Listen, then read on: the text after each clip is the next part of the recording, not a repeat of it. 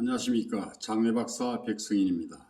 오늘은 장례 준비에 대해서 말씀드리겠습니다. 유비무환이라는 말이 있습니다. 미리 준비를 하면 아무런 걱정거리가 없다, 이런 뜻입니다.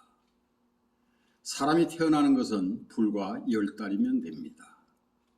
그러나 사람이 죽는 것은 80살에 죽을 수도 있고 90살에 죽을 수도 있습니다. 요즘은 100세 시대라고 해서 100세 가까이 누구나 장수를 하는 시대입니다.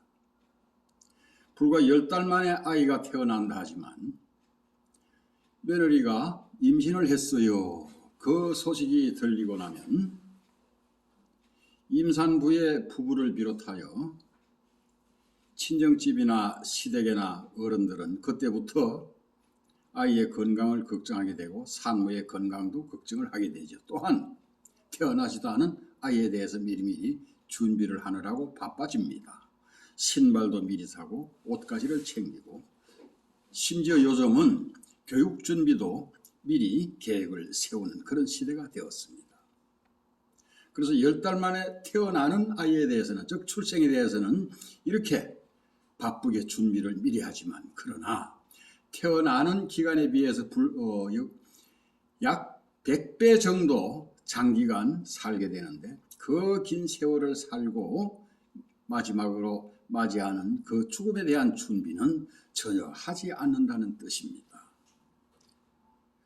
어르신이 중환자실에 입원을 해 있고 의사가 앞으로 닷새를 넘기기가 어렵겠어요, 이런 얘기를 한다 할지라도 가족들은 장례에 대한 준비를 할 생각을 하지 않습니다.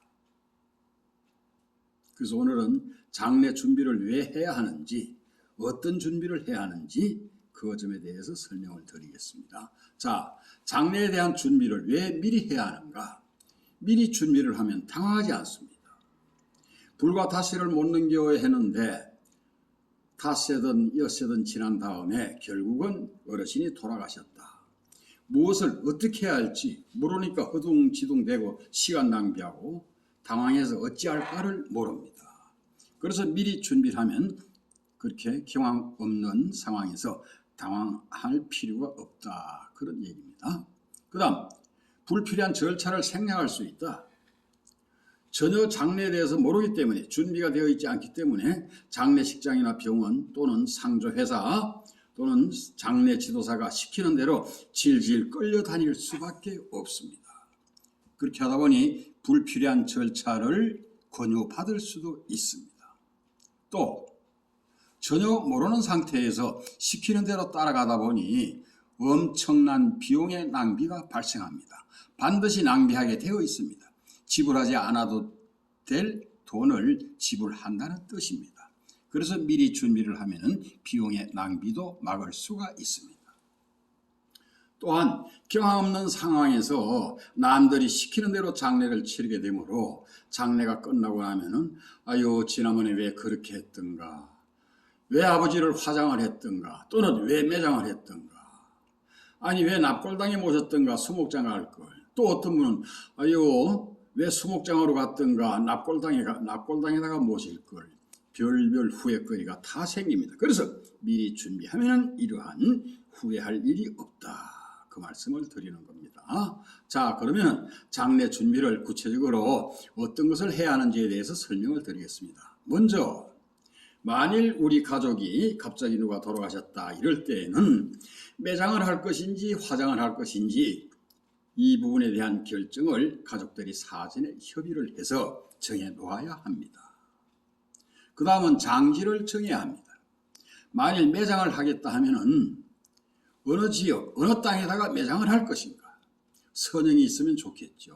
없으면 공원 묘지를 구입해야 하는 문제가 생깁니다. 그래서 미리 준비를 해 두는 것이 좋다 함이고, 만일 화장으로 장례를 치르겠다 이럴 때에는 화장을 한 후에 봉안당에 모실 건지 또는 봉안단에 안장할 건지 아니면 평장으로 안장을 할 것인지 아니면 수목장 또는 잔디장, 즉 자연장으로 안장을 할 것인지에 대한 결정도 미리 해 두는 것이 좋다 하는 얘기입니다.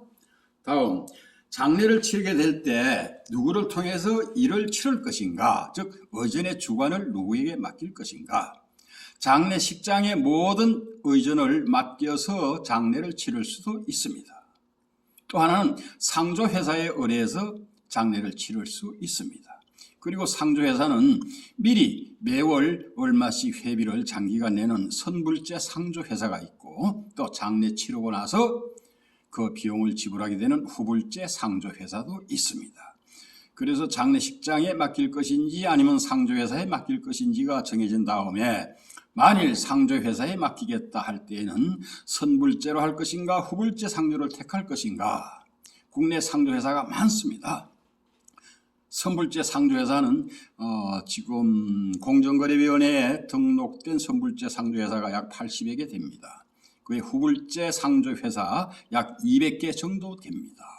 그래서 이 많은 상조회사 중에서 어느 상조회사에 맡겨야 제대로 성실하게 일을 치러주면서 비용도 과다하게 지불하지 않아도 될, 즉 가급적 저렴하게 치를 수 있는지도 미리 알아보고 결정을 해두는 것이 좋다, 그 얘기입니다. 그 다음 영정 미리 준비해 두시면 좋습니다. 장례가 발생된, 즉 상이 발생되고 나서 장례식장에 영정을 맡기게 되면은 비용이 엄청나게 비쌉니다. 그래서 미리 준비를 하면은 그 비용은 10분의 1 정도밖에 들지 않습니다. 그 다음 만일 장례가 날 시는 장례식장은 어디로 정할 것인가, 이런 것까지도 미리 정해 두면 좋겠습니다. 감사합니다.